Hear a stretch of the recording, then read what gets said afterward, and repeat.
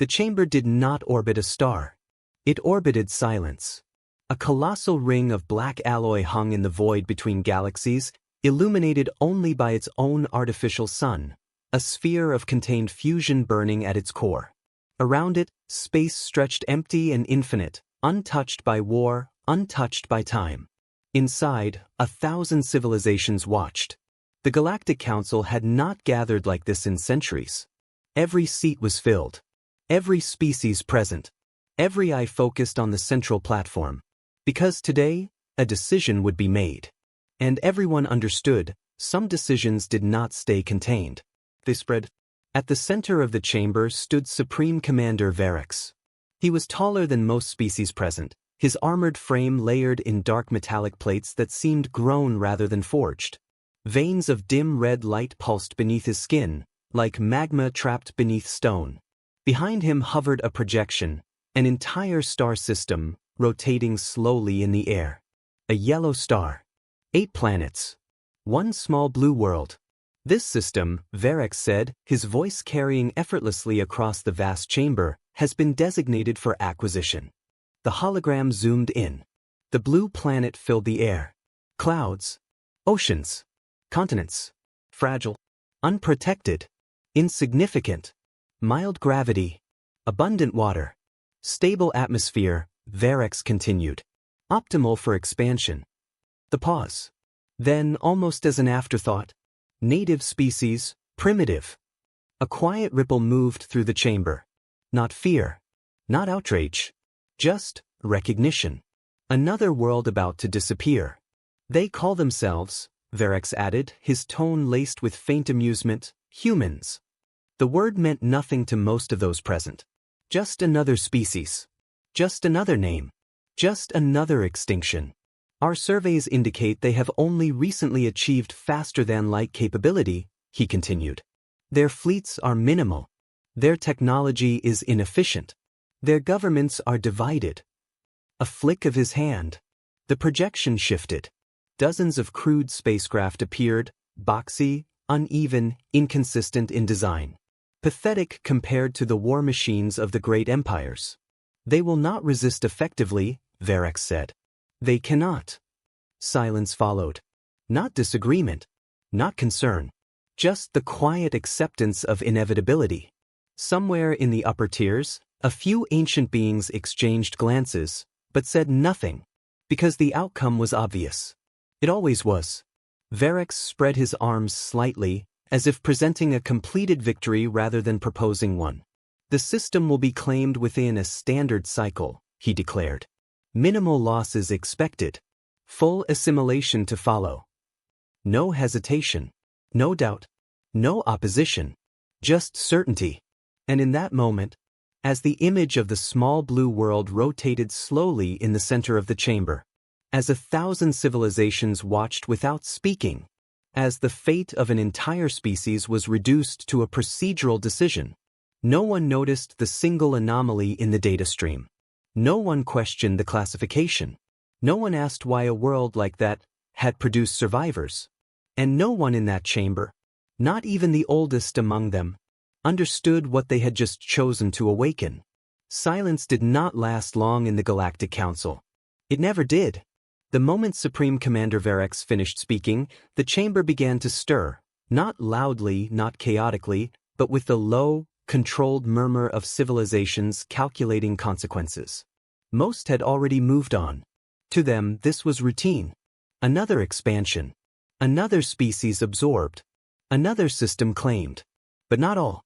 High above the central platform, in a tier reserved for the oldest member civilizations, a figure rose slowly from its seat. Archon Thalius had not spoken in over 40 cycles. When he stood, the chamber noticed. His form was fragile compared to the armored giants and warborn species below. His skin, if it could be called that, was pale and translucent, faint streams of bioluminescent energy drifting beneath its surface like slow-moving currents. Age clung to him. Not weakness. Experience. Commander Verex, Thalius said.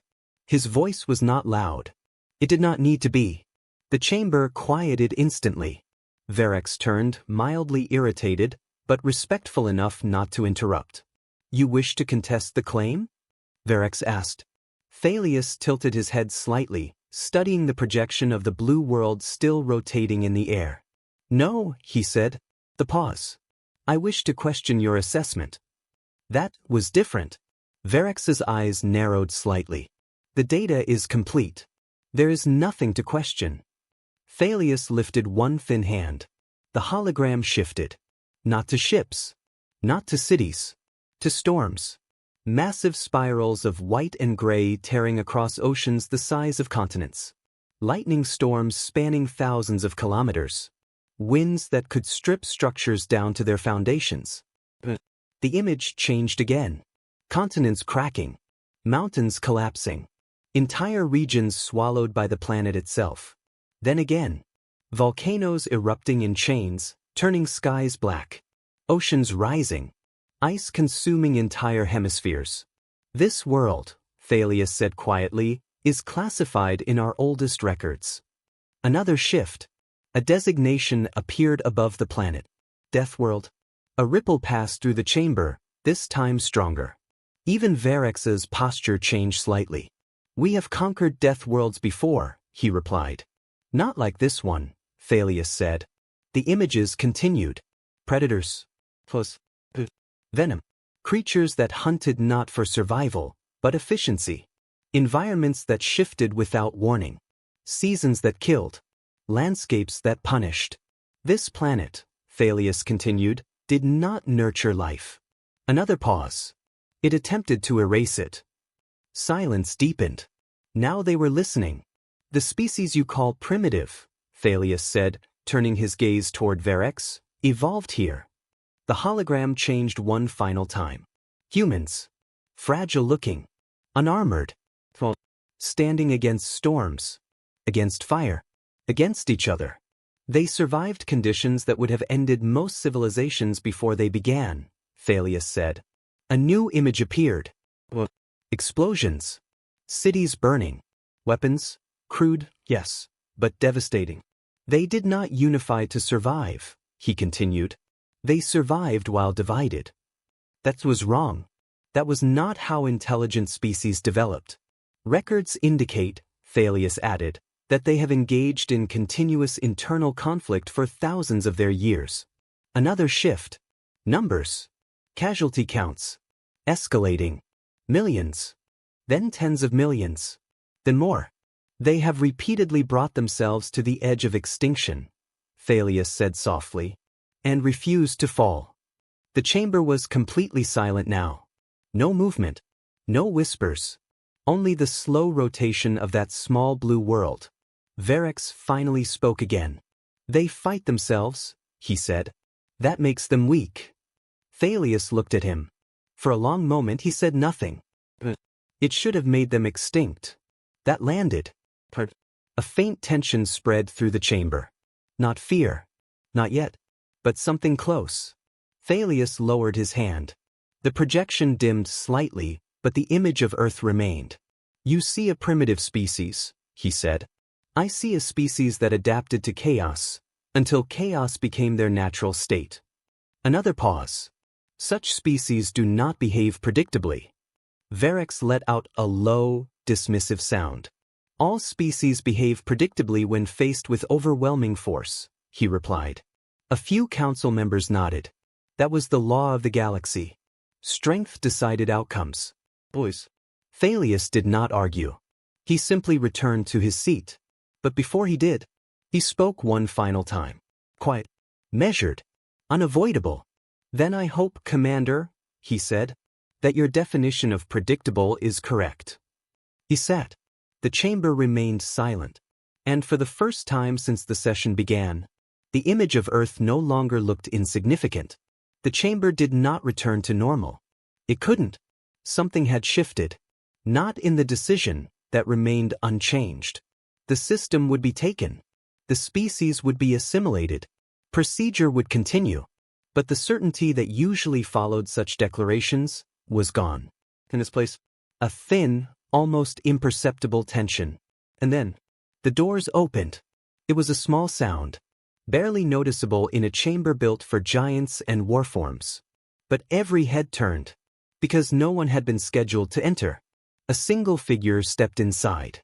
Alone. Unarmed. Human. She walked forward without hesitation. No escort. No guards. No visible fear. Compared to the beings around her, she looked fragile. Smaller. Slower. Softer. Her uniform was simple, dark, unadorned, practical. No armor. No display of power. Just presence. Ambassador Ilara Vance. Her name had barely registered in council records. A newly arrived representative from a species still under evaluation. 3 standard weeks of polite diplomacy. 3 weeks of being ignored. Until now. Her footsteps echoed as she crossed the vast distance to the central platform. No one stopped her. No one spoke. Even Supreme Commander Verex watched in silence. Curious. Amused. When she reached the center, she did not bow. She did not kneel. She simply looked up. Directly at him. Ambassador, one of the council aides said cautiously, "This session?" "I know what this session is," she replied. Her voice was calm. Controlled.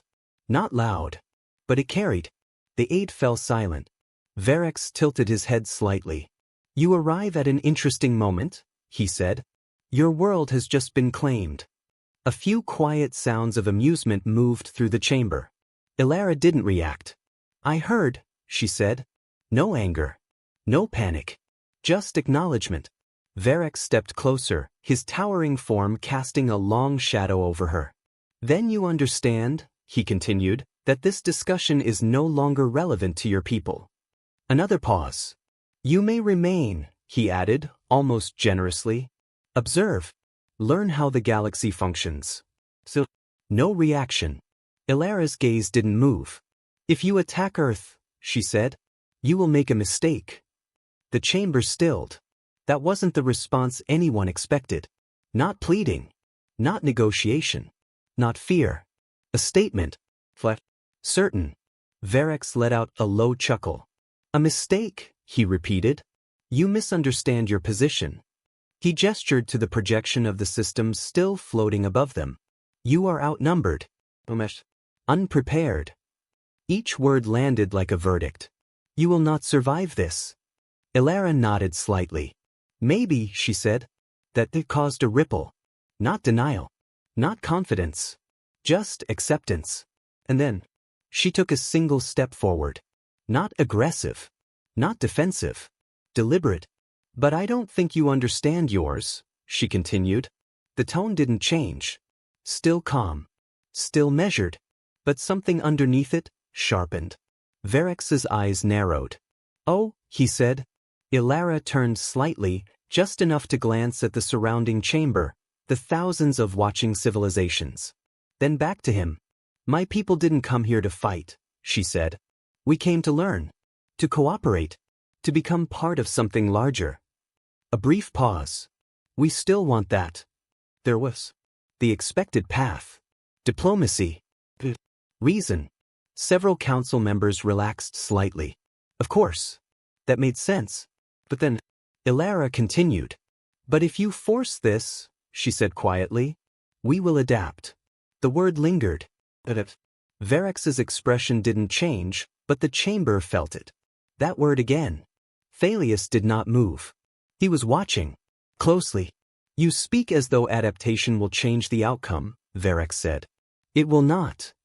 Ilara held his gaze. "No," she said. "It will change the cost." That landed differently. A few heads turned. Now they were listening again. Verex's voice dropped slightly. "Cost is irrelevant," he said. "Victory is not." Ilara tilted her head. Almost curious. "That's the difference between us," she said. Silence. "Heavy. You fight to win," she continued. "We fight to survive." Each word slower than the last. More deliberate. "And survival," she added, "doesn't have rules." A faint shift moved through the chamber. Not fear. Not yet. But something closer than before. Verex straightened. "You believe your species is unique," he said. "All species believe that." Ilara didn't argue. She didn't need to. Instead, she stepped back. Just slightly. Creating space. Not retreating. Positioning. My people have been at war for most of our history, she said. Not because we wanted to be. The pause. But because we had to be. Images flickered briefly on the hologram, unprompted. Not controlled by the council. Cities. Battles. Weapons. Human history bleeding through the system. We fought enemies stronger than us, she continued. Smarter than us. Another image. Destruction. Plus. We've lost, she said. We've nearly destroyed ourselves. The images stopped. The chamber was silent. No one interrupted. Because now, they understood something was being revealed. Not argued. Not negotiated. Revealed. And every time, Ilara said softly, we learned. There it was again. That word. Learned. Adapted. The pattern forming. Varric said nothing. For the first time since he had taken the platform, he waited. Ilara looked at him one last time. Not with anger. Not with fear. But with something far more unsettling. Clarity. This isn't a threat, she said. The pause. Long enough for every mind in the chamber to focus on the next words. It's a warning. No emphasis. No raised voice. Just certainty. If you come to our world, she continued, we will fight you. Another step back. We will use everything we have. Another. We will break every rule you expect us to follow. And finally, we will not stop. Silence. Total. Absolute. You might win, she said. And somehow, that made it worse. But if you do, a final pause. You won't survive it. No one laughed. No one spoke. Even Varric didn't respond immediately. Because something had changed. The imbalance was still there. The outcome was still obvious. For now, there was a cost. And no one in that chamber knew how high it would be. Ilara turned. And walked away. No guards. No escort. No hesitation. Her footsteps echoed again as she left the chamber. And long after the doors closed, no one spoke. Except one. High above, barely audible, Archon Thalius whispered to himself. They warned you. The decision was not delayed. It never was. Within a single standard cycle of the council session, the Varexian war fleet entered transit. There were no further debates. No reconsiderations. No hesitation. Because in every previous campaign, doubt had never changed the outcome. Far beyond the edge of the human system, space folded. Not violently. Not chaotically. But with precision. Like a seam being opened by something that understood exactly where to cut. One by one, they emerged. Warships. Hundreds of them. Then more. And more. Until the darkness itself seemed crowded. 500 vessels, each one a construct of perfected warfare. Their hulls were seamless, layered with adaptive plating that shifted subtly as it absorbed radiation, heat, and ambient energy. Their shields hummed, not visibly but perceptibly, like pressure against reality itself. Their weapons did not charge. They waited. Because they did not need preparation. They were always ready. At the center of it all, the flagship. A massive structure that dwarfed everything around it, its surface etched with faint lines of energy that pulsed like a living heartbeat. From within it, Supreme Commander Varric watched. The human system expanded across his display. A single star. Orbiting bodies. Predictable. Unremarkable. Confirm entry position, he ordered. Outer system secured, came the response. No resistance detected. Of course not. They haven't learned yet, one of his officers added. Varric said nothing. He was thinking about the warning. Not because it mattered, but because it existed. That alone made it unusual. Back at the Galactic Council station, the observation chamber was full. Word had spread. Not just of the invasion, but of the warning that preceded it. Curiosity had drawn them. Skepticism kept them. And something else. Something quieter. Held them in place. The system appeared as a full-scale projection in the center of the chamber. Every ship. Every movement. Every signal. Tracked in real time. Archon Thalius stood at the front, unmoving, watching. Beside him, other high-ranking observers monitored the data streams, their expressions neutral, but focused. They've entered at the outer boundary, one analyst reported. Position near the gas giant. The projection shifted. A massive striped planet rotated slowly, and beside it, the fleet, silent, perfectly arranged, waiting. They're not advancing immediately, another observer noted. Standard intimidation protocol, someone replied. Give the target time to process the inevitability. That was how it usually worked. Show the power. Let the fear do the rest. Most species surrendered before the first shot. It was efficient, predictable. Human response? Thalius asked. The pause. Minimal activity detected. A smaller cluster of signals appeared near the inner system. Chips. 47. That number drew a few quiet reactions. That's all, someone asked. The display zoomed in. The human fleet was uneven. Different shapes. Different sizes. Some clearly repurposed. Some incomplete. Some barely qualifying as military vessels at all. They look improvised, one observer said. They are, another replied. Converted cargo haulers. Mining vessels. Civilian hulls with weapon mounts. A low murmur spread through the chamber. This was worse than expected. Not stronger. Not more dangerous. They didn't even have time to prepare, someone said. They were never going to, another responded. The conclusion was obvious. This would be over quickly. On the flagship, Verex studied the same data. 47, he repeated. His tone carried no surprise. Only confirmation. Scattered formations. No unified command structure, his tactical officer added. No heavy weapon signatures detected. Another officer leaned forward. Commander, they're positioning. The display shifted. The human ships were moving. Not retreating. Not advancing. Forming a line. Crude. Uneven. But deliberate. They're establishing a defensive perimeter, the officer said. Verex exhaled slowly. They intend to resist. It wasn't a question. No one answered. Because it didn't require one. Back in the council chamber. They're not surrendering, someone said quietly. That would be illogical, another replied. Yes, Thalius said. That's what concerns me. A few nearby turned to look at him. But he said nothing more. The distance between the two fleets began to close. Slowly at first. Then faster. The projection tracked every movement. Every vector. Every adjustment. 500 ships. Against 47. It should not have been a battle. It should have been a demonstration. A transmission signal appeared. Open channel. Broadcast across all frequencies. From the flagship. Verex stepped forward. Human vessels, he said, his voice transmitted not just through the system, but relayed back to the council chamber itself. You are outnumbered. Umesh. Out of time. No emotion. Just fact.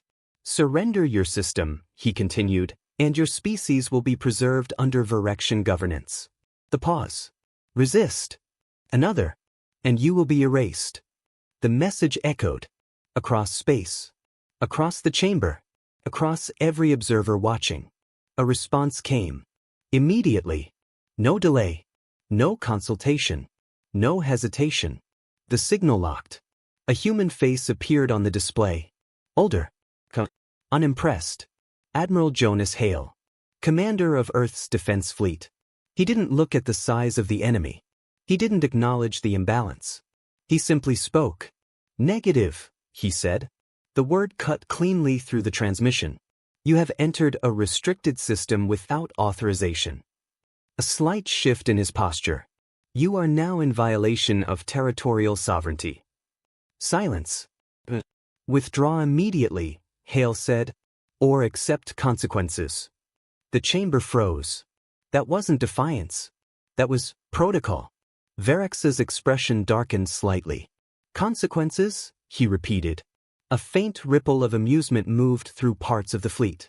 The smallest hint of it. Hale didn't react. You've been warned, he said. And then, The channel closed.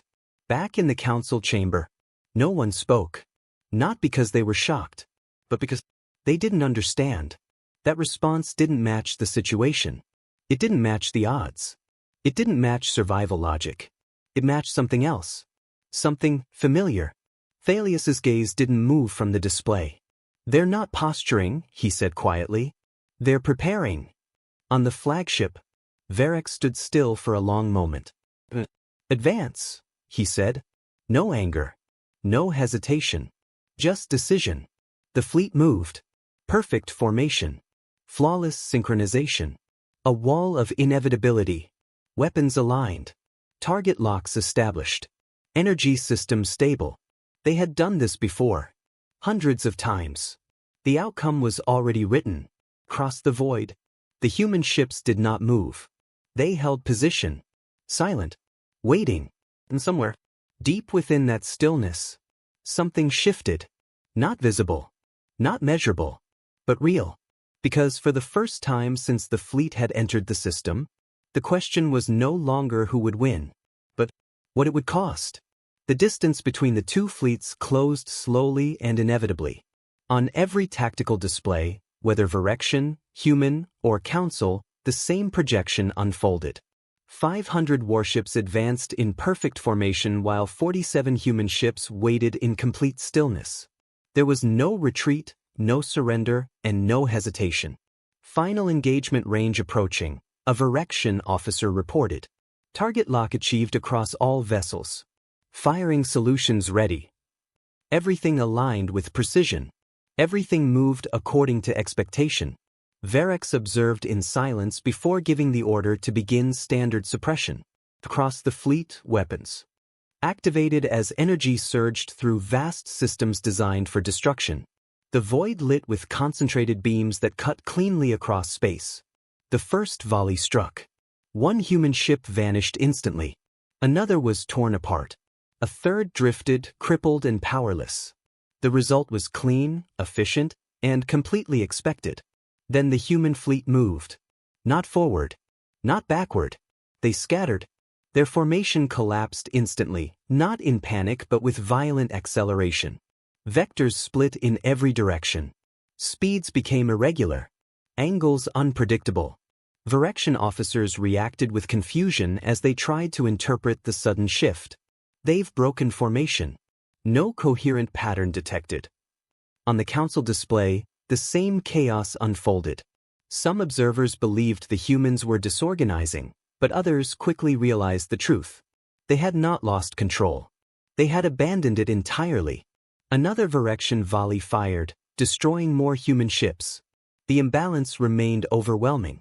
Yet one human vessel suddenly altered its trajectory with extreme force, accelerating directly toward a Varexian cruiser. Collision vector detected, an officer reported, followed by a pause. That cannot be correct. The ship did not slow. It did not adjust. It committed completely. The impact came in a violent explosion that erased both vessels in an uncontrolled burst of energy and debris. That was the moment everything changed. That was intentional, someone whispered in the council chamber, and no one challenged the statement. Reports flooded in immediately. Varexian shields had not failed in the traditional sense. They had simply not been designed for this kind of attack. Another human ship surged forward, then another, and then several more followed the same trajectory. They are repeating the maneuver. Evasive action. The Varexian fleet attempted to adapt, but the precision of their formation worked against them. Ships could not reposition quickly enough. More collisions followed, each one destroying both attacker and target. The perfect structure of the fleet began to fracture as alignment broke and control weakened. Varric watched carefully. This was not random behavior. It was a deliberate strategy. At the same time, new threats appeared across sensor systems. Thousands of small objects approached at extreme velocity. They carried no energy signatures, no guidance systems, and no recognizable targeting technology. They were not missiles. They were mass. Dense metal accelerated to devastating speeds. The first wave struck. Hulls buckled under the force. Structural integrity failed in multiple ships as shockwaves spread through vessels that had been designed to counter energy-based warfare, not physical impact. Shield systems proved ineffective, unable to absorb or disperse the kinetic force. More waves followed, each one simple, crude, and devastating. Observers in the council chamber struggled to process what they were witnessing.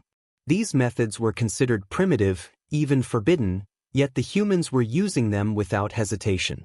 Thalia spoke quietly, reminding them that humanity had never agreed to any galactic warfare conventions. The battle descended into chaos. Human ships moved without pattern or predictability. One vessel, heavily damaged, detonated its own reactor when surrounded, destroying multiple Virexian ships with it. Another used the natural cover of asteroids, striking from concealment before disappearing again. Virexian officers struggled to respond. Their systems were built for structured warfare, for enemies who followed rules, patterns, and logic. This opponent did none of those things. "They are not fighting to win," one officer said. "They are fighting to inflict maximum damage," another responded. That interpretation came closer to the truth. Casualty reports reflected the imbalance. The humans were losing more ships, but the Virexian fleet was losing something far more important. It was losing stability, coordination, and certainty. On the council station, silence dominated the chamber. Observers who had expected a short demonstration of power now watched a battle that did not follow any known logic. The humans were not retreating. They were not surrendering. They were not even attempting to preserve their remaining forces. "They are trying to make the war unacceptable," Thalia said, and this time no one disagreed. Back in the battle, a damaged human ship drifted with its hull breached and systems failing. A Virexian cruiser moved in to eliminate it with a precise and controlled strike. At the last moment, the human ship fired its engines and repositioned itself directly between two Virexian vessels. Both ships fired simultaneously. Their beams collided. The explosion that followed destroyed both Virexian ships along with the human vessel between them. For a brief moment, even the chaos seemed to pause. A realization spread through the fleet. This was not warfare as they understood it. 6 hours after the engagement began, the situation had changed completely. The Virexian fleet still possessed overwhelming numerical superiority, but it no longer maintained control of the battlefield. "Commander, we are losing cohesion," an officer reported. Verex studied the display in silence. His fleet remained larger and more advanced, yet it had lost its advantage in certainty. "Order withdrawal," he finally said. The command was executed immediately. The fleet began to pull back, not defeated, but shaken in a way they had never experienced before. On the council station, no one spoke. They had just witnessed something the galaxy had long forgotten. A species willing to destroy itself to ensure its enemy paid the price. And in that silence, one truth became unavoidable. The warning had not been an exaggeration. The battlefield grew quiet. Fragments of destroyed ships drifted through space while damaged systems burned out in silence. Signals flickered and disappeared one by one as crippled vessels lost what little power remained. The fighting had ended, and that alone felt unnatural. The Virexian fleet had withdrawn to the outer edge of the system. They still outnumbered the humans. They still possessed superior technology. They still held the advantage. Yet they had pulled back. On the flagship, the atmosphere had changed. Officers processed data that did not align with established models of warfare. "Final engagement report," one officer said carefully. "Confirmed losses, 142 ships destroyed or rendered inoperable." He paused before continuing. "Human losses, 40 of 47 vessels." The numbers settled heavily across the command deck. By traditional measures, this was a decisive victory. The enemy had been nearly wiped out. Their fleet reduced to almost nothing. Their losses overwhelming. Yet no one described it as a victory. Verex stood motionless, studying the display. 7 human ships remained. 7 damaged, barely functional vessels scattered across the battlefield. Any other species would have surrendered at this point. Any other commander would have accepted the outcome. This was where resistance ended. This was where survival instinct took over. But the humans had done none of those things. They traded ships, one officer said quietly. Another added, every loss they took inflicted disproportionate damage. They ignored preservation completely. The room fell silent again.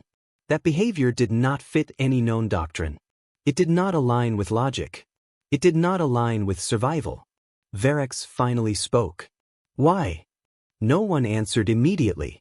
They were not trying to win the battle, another officer said slowly. They were trying to change its cost. That explanation settled into place with uncomfortable accuracy. Across the system, the surviving human ships had not retreated to safety. They had not returned to their home world. Instead, they moved deliberately through the debris field, scanning and collecting fragments of destroyed vessels. Even after losing nearly everything, they were still acting with purpose. On the Galactic Council station, the silence remained. The projection displayed the aftermath of the battle, wreckage scattered across space, yet the reaction of the observers did not match what they were seeing. They lost, one council member said at last. They lost almost everything. No one responded, because it did not feel like a defeat. Archon Thalius remained at the front of the chamber, watching carefully. They lost the battle, he said quietly, but they did not lose the war. That statement drew attention. What do you mean? Another member asked.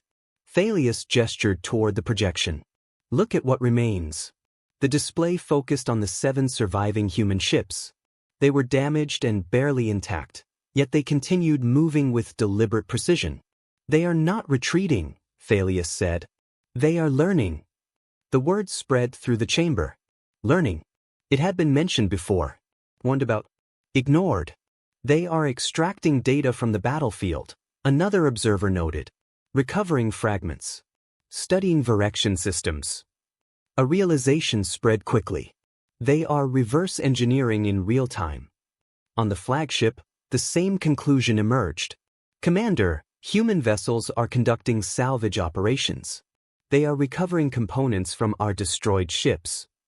Another officer added, some of our ships were disabled, not destroyed. A brief silence followed. They are boarding them.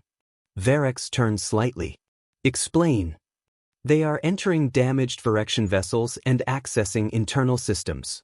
We are detecting activity inside those ships. That was not something any civilized species would attempt during an active conflict. They are using the battlefield to improve, another officer said. They are adapting. On the council station, the weight of that realization became unavoidable. They are not discouraged, one member said. They are not retreating. They are not even mourning. The statement felt wrong, but it was accurate. The human ships continued their work with urgency and precision. They lost 40 ships, someone said quietly. And they are still operating like this. Thalius closed his eyes briefly. They warned us, he said. More voices heard it this time.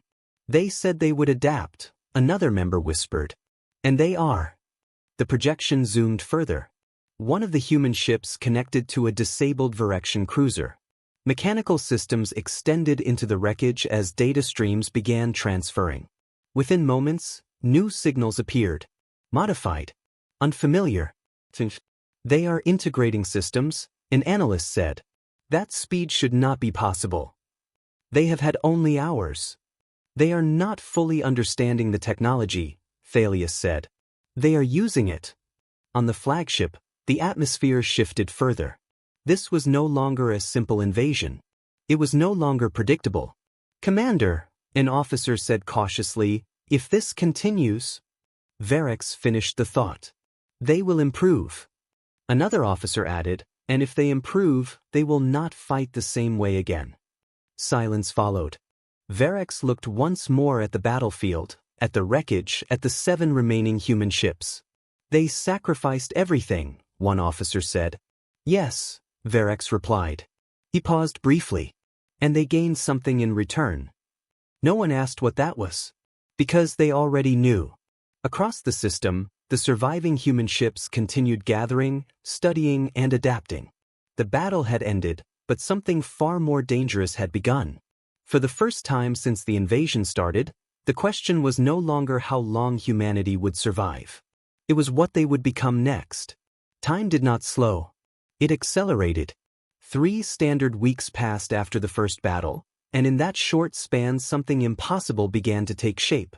On the Galactic Council station, the observation chamber remained active without pause. Data streamed constantly across the central projection, tracking every movement inside the human system. At first, the changes were subtle.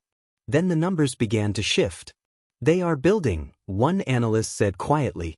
That statement alone was not unusual. Every species rebuilt after loss. What made it different was the rate. "They have increased active ship count from 7 to 31, another observer reported. That was within the first 8 days. The chamber grew still. "That level of production is not sustainable," someone said. "Look closer," Archon Thalius replied. The projection zoomed in on the newly constructed vessels. The ships lacked refinement. Their structures were uneven. Their designs inconsistent. Some were clearly assembled from repurposed components. "They are not prioritizing quality," Thalius said. "They are optimizing for speed." Another update followed. 48 ships now active. This time, the reaction was immediate. That growth rate exceeds their industrial limits. "It does if they operate under peacetime constraints," another analyst replied. "This is no longer peacetime." The display shifted again, revealing activity across the human home world and its colonies. Every facility was active. Every system was engaged. Civilian industries had been converted into manufacturing hubs. Mining operations expanded beyond expected capacity. Cargo vessels were stripped and rebuilt into combat ships. "They have converted their entire civilization," one observer said, "into production." That realization spread quickly. "They are not rebuilding a fleet," Thalius said. "They are becoming one." More data arrived. 73 operational vessels confirmed. The room fell silent. On the Virexian flagship, the same reports were being processed. "They should not have the resources for this," one officer said. "They are exceeding projected industrial capacity by a factor of 6. "That projection assumed stability," another officer replied. "They have removed all limitations." Silence followed. "Additional anomaly detected," a sensor officer reported. The display changed. Thousands of small signatures appeared across the system, too small to be ships and too numerous to track individually. "What are those?" an officer asked. "Unmanned units," came the reply. "Drones." The data expanded further. Millions of them. Each unit simple in construction, minimal in cost, lacking heavy armor or shielding, yet active and coordinated. "They are producing them continuously," the officer said. "Every industrial system is contributing." Verex observed without speaking. "They have eliminated dependency on crude systems," another officer added quietly. That changed the equation entirely. On the council station, the reaction intensified. "They are too small to be effective individually," one observer said. "They do not need to be," Thalius replied. "They only need to exist in overwhelming numbers." The projection updated again. Human ships moved at the center of an expanding swarm. The drones surrounded them in shifting formations, constantly adjusting, constantly moving. "They are not forming a defense," an analyst said. "They are creating pressure." Across human-controlled space, activity never stopped. Factories operated continuously. Materials were extracted, processed, and converted into weapons at maximum speed. Civilian populations had been integrated into the system. "They are using remote operators," an observer reported. "Millions of them." The data confirmed it. Individuals across the planet and its colonies were connected to a unified network, each controlling multiple drones simultaneously. "They have transformed their population into a combat system," someone said. "They have removed the distinction between civilian and military support." On the Virexian flagship, reinforcements arrived. "Fleet strength now exceeds 2,000 vessels," an officer reported. The display filled with ships, forming the largest force assembled in generations. "That should be sufficient," another officer said, though the certainty in his voice had diminished. Verex issued the command. Advance. The second battle formed near the orbit of the human home world. The Virexian fleet moved with precision, maintaining perfect structure and overwhelming presence. The human fleet moved to intercept. 73 ships against 2,000. The imbalance remained extreme. But something else filled the space between them. Drones. Millions of them. They spread across the battlefield like a living field, shifting constantly, adapting to movement and pressure. Virexian weapons opened fire. Energy beams cut through the swarm, destroying hundreds at a time. Missiles detonated among them, clearing entire sections. It did not matter. For every drone destroyed, more replaced it. The waves continued without pause. "They are overwhelming our targeting systems," an officer reported. "Our weapons cannot process this density of targets." More drones struck. Each individual impact was minor. Collectively, they were devastating. Shield systems began to fluctuate, then weaken, then fail. "They are degrading our defenses through accumulation," an officer said. That was the strategy. Not precision. Not power. Relentless pressure. Behind the swarm, human ships advanced. Their movements had changed. They were no longer chaotic. They were precise, coordinated, efficient. "They have improved," a Virexian officer said. "Yes," Virex replied quietly. "They have." The battle intensified. Drones collided continuously with Virexian vessels, each impact contributing to cumulative damage. Human ships followed, targeting weakened systems and exploiting failures as they appeared. "They are adapting in real time," an officer reported. "They are modifying tactics during the engagement." That level of responsiveness should not have been possible. On the Council station, realization replaced confusion. "They are accelerating their development," one member said. "They are improving faster than the opposition can respond." Thalius remained silent, watching. In the battle, Virexian formation began to break, not by choice but by necessity. The swarm disrupted targeting systems, communication, and coordination. Ships were forced out of alignment, losing the structural advantage they relied upon. Losses increasing, an officer reported. 700 ships destroyed or disabled. The number carried weight. It should not have been possible. Virex observed the battlefield. This was no longer the same enemy. "They are not fighting the war we initiated," one officer said. "They are fighting the war they created." Across the system, humanity continued its pattern. Learning. Adapting. Scaling. For the first time, fear was no longer theoretical. It was present. It was real. The galaxy began to understand a critical truth. Humanity did not require time to become stronger. They required conflict. The second battle did not end cleanly. It dissolved. What began as a structured engagement collapsed under relentless pressure until the idea of a battlefield itself lost meaning.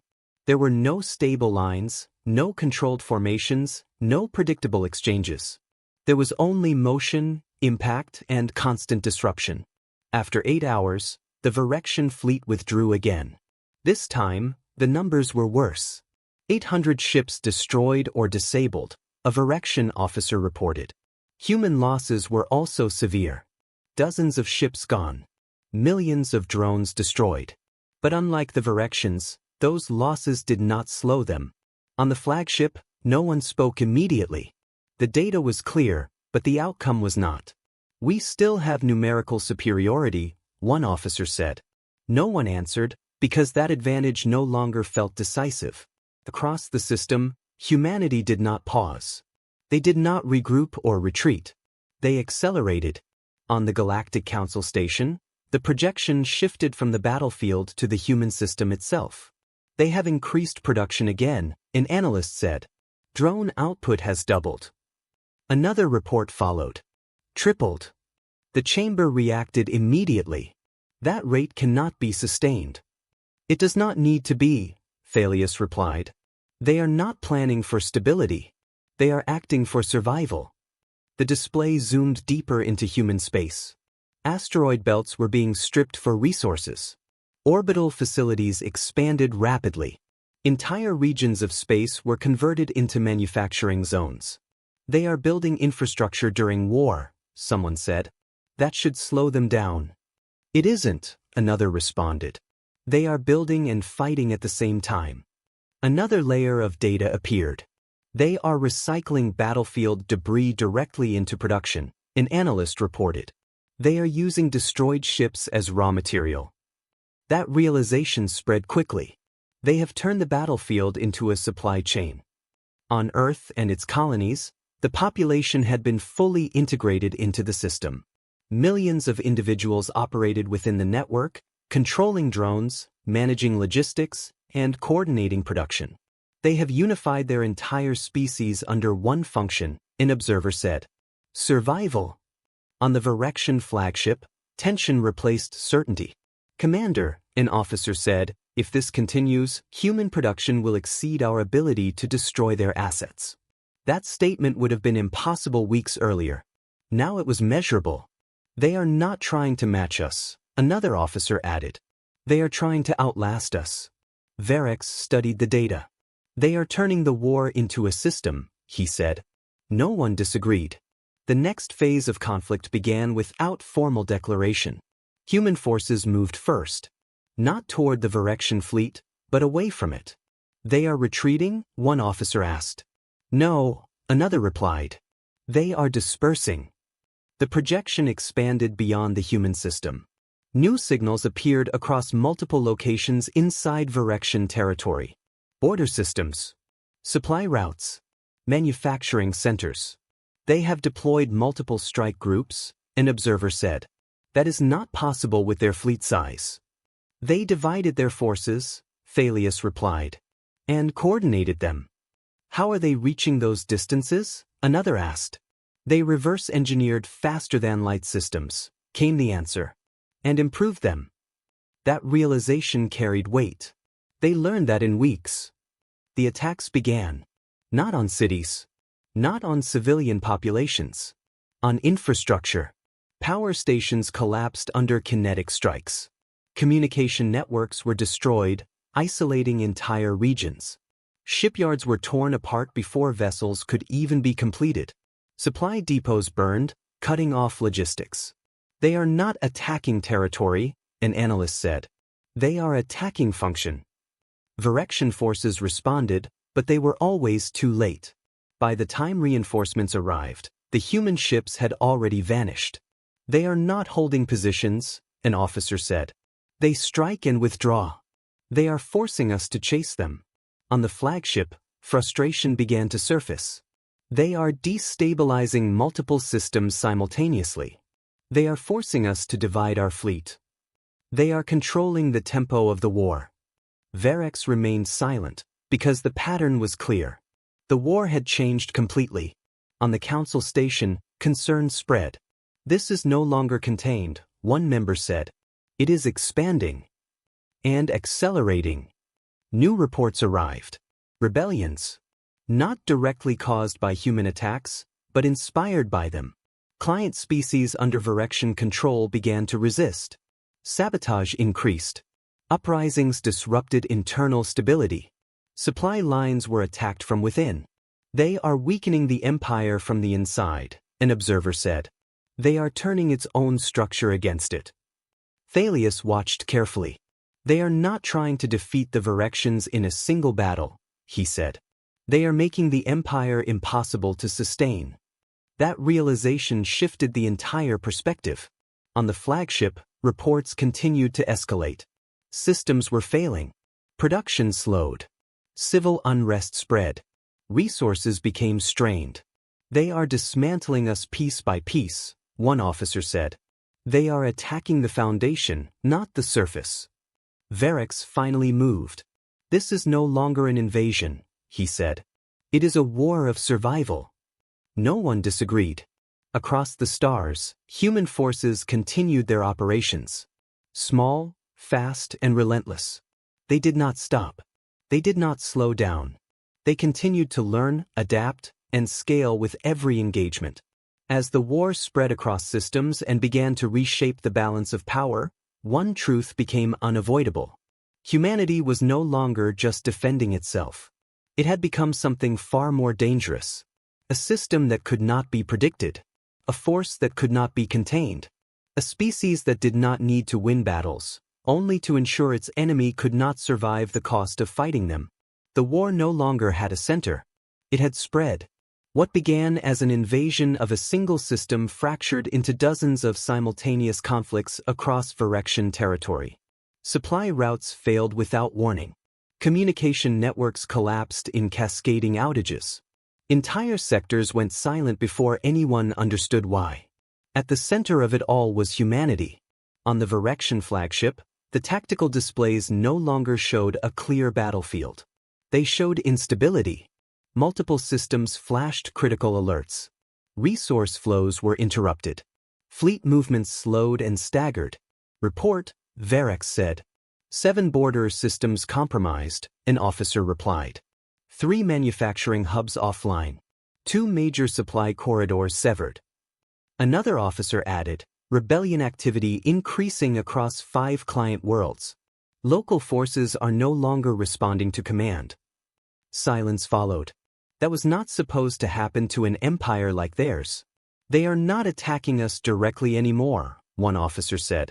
They are dismantling everything around us. On the Galactic Council station, observation had turned into unease. They are coordinating across multiple systems simultaneously, an analyst said. That level of synchronization should not be possible. They learned it from Virexian networks, another replied, and improved it. The projection shifted to 3 separate systems. In each, human strike groups emerged from faster-than-light transit at nearly the same moment, precise and synchronized. They're here, a Virexian outpost commander transmitted. Seconds later, the feed cut. In the first system, orbital shipyards were destroyed before defenses could activate. Unfinished warships were torn apart in place. In the second, energy infrastructure collapsed as key nodes were eliminated, plunging entire regions into darkness. In the third, supply depots detonated in chain reactions, erasing reserves that would take cycles to rebuild. They are selecting targets with maximum strategic impact, an analyst said. They are not wasting resources. They are calculating pressure points. And then they were gone.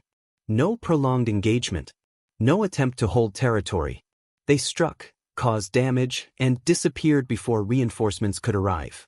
They are controlling when and where the war happens, one council member said. They decide the engagements. On the flagship, pressure intensified. Commander, reinforcements are delayed due to supply chain disruption. Fleet coordination is degrading. Communication latency increasing across outer systems. Every report pointed to the same conclusion. Control was slipping. Varex studied the data. For the first time in his command, the outcome was uncertain. They are forcing us to react, one officer said. We are no longer dictating strategy. The shift was undeniable. The hunters had become the hunted. Across Virexian-controlled space, unrest spread. News of human resistance traveled faster than official reports could contain it. Client species began to question their subjugation. Then they began to resist it. Sabotage disrupted infrastructure. Military installations were attacked from within. Entire populations refused to cooperate with Virexian command. They are inspiring rebellion, an observer said. They are proving the empire can be challenged. They are breaking the perception of invincibility, Thalius added. That mattered more than fleets. Back in human-controlled space, production never slowed. The system expanded continuously. More ships, more drones, more coordination. Every loss replaced. Every mistake corrected. Every engagement analyzed. They are improving continuously, one council analyst said. They are not repeating errors. The next wave of human operations pushed deeper. Not random, not reckless, but strategic. Multiple strike groups targeted core infrastructure routes, not just border systems. Communication relays were disabled, isolating command regions.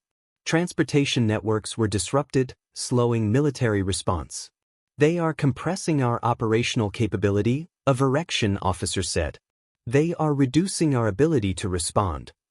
On one world, a Virexian command center went dark. There was no explosion, no visible attack. It simply stopped functioning. Moments later, the entire planetary defense network shut down. They accessed internal systems, an officer reported. They bypassed security protocols. That should not be possible. They learned how. Every report led back to the same truth. Everything the Virections had, humanity was learning, using, and improving. They are turning our strength into their advantage, one officer said. Verex remained silent. For the first time, there was no immediate command to give. This was no longer a conflict that could be solved through force alone. On the council station, the realization became complete. This war cannot be won traditionally, one member said. They are not trying to defeat the Virections directly. They are forcing them to collapse. Thalius nodded. They are making the cost of continuing the war greater than the value of victory. That was the strategy. Simple, effective, and unavoidable. Across the galaxy, the balance shifted. Virection fleets still existed. They were still powerful and numerous. But they were no longer stable. No longer dominant. No longer certain. Humanity had not destroyed the Empire. It had destabilized it. And that was enough. On the flagship, another report arrived. Commander, internal unrest has reached core systems. That was new. That was dangerous. They are no longer just attacking our military, an officer said. They are attacking our ability to function. Verex closed his eyes briefly, not in defeat but in realization. This war has already been decided, he said quietly. No one argued. Because victory no longer belonged to the strongest force. It belonged to the one that could endure the longest. And humanity had already proven they would endure anything. The war did not end with a final battle. There was no last stand, no decisive explosion, no moment of dramatic victory. It ended quietly. Across Virection space, systems continued to fail. Not all at once, but steadily and inevitably. Supply chains stopped reaching their destinations. Shipyards slowed and then fell silent. Communication networks fractured into isolated fragments. Entire regions operated blindly, cut off from central command. On the Virection flagship, the reports no longer brought surprise. They confirmed what was already understood. Core system unrest increasing. Production down 40%. Fleet readiness declining. Each update pointed to the same conclusion. Commander, one officer said carefully, we can continue the war. He paused. But we cannot sustain it. That distinction changed everything. Verex stood in silence, studying the data. They still had ships. They still had weapons. They still had the ability to fight. But continuing to fight no longer meant survival. It meant collapse. Open channel, he said. On the Galactic Council station, the chamber filled once more. Every species returned, not to debate or decide, but to witness. At the center stood two figures. Supreme Commander Verex. Ambassador Ilara Vance. The same two who had faced each other at the beginning. But everything between those moments had changed. Verex spoke first.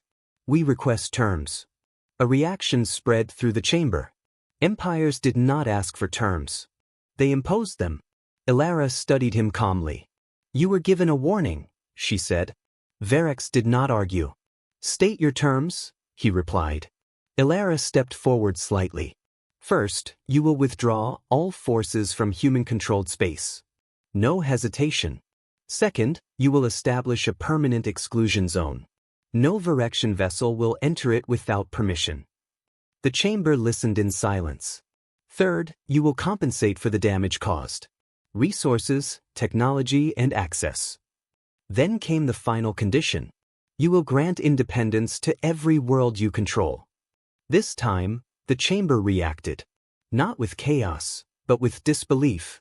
That demand meant the end of an empire as it had existed. Verex remained still. He understood the cost. And if we refuse? He asked. Ilara held his gaze. Then we continue. Her voice did not rise. We will keep doing exactly what we have been doing. She paused. And eventually there will be nothing left. The silence that followed was absolute. because everyone understood she was not exaggerating. Varix lowered his head slightly, not in submission, but in acknowledgement. We accept. And just like that, the war ended. Not because one side had been destroyed, but because one side understood it could not survive victory. The treaty was signed within the same cycle. Virexian fleets withdrew. Client worlds were released. Reparations began. The empire did not collapse instantly, but it was no longer what it had been. Humanity did not celebrate. They rebuilt. They expanded.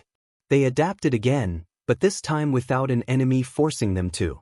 On the Galactic Council station, another session was called. This time, not for war, but for membership. The matter before the Council is the inclusion of Earth into the Galactic Assembly, Archon Thalius announced. There was no debate, no delay, no opposition. The vote was unanimous. But not because of unity, because of understanding. Humanity stepped forward, not as conquerors and not as victims, but as something else entirely. A warning. Elara stood at the center once more. On behalf of Earth, we accept. Applause followed, polite and controlled. But beneath it, something else remained. Fear, respect, caution. After the session, Thalius approached her. You changed the galaxy, he said. Elara looked out toward the stars. No, she replied quietly. We survived it. Thalius studied her. That is what makes it dangerous. Years passed, and the galaxy adapted. Conflicts decreased. Empires reconsidered expansion. Species that once relied on force began to negotiate instead. They had learned something. Not about power, about cost. Humanity became something new. Not rulers. Not conquerors. A balance. When conflicts rose, they intervened. When threats appeared, they responded efficiently and without hesitation. Because everyone remembered what happened when they were threatened. The lesson spread across systems, across species, across generations. Do not threaten Earth. Not because humanity cannot be defeated, but because defeating them would cost everything. Deep within the archives of the Galactic Council, every new civilization received the same record. A simple file. Its title never changed. A warning.